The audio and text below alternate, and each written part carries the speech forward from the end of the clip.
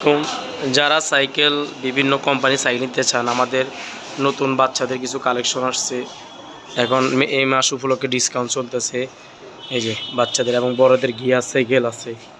যে কোনো সাইকেলের জন্য আমাদের সাথে যোগাযোগ করুন, আমরা পুরো বাংলাদেশে হোম ডেলিভারি দিয়ে থাকি। এই যে যারা ডেলিভারি অফিসের জন্য এইসব সাইকেলগুলো, সব ধরনের সাইকেলের জন্য যোগাযোগ করুন।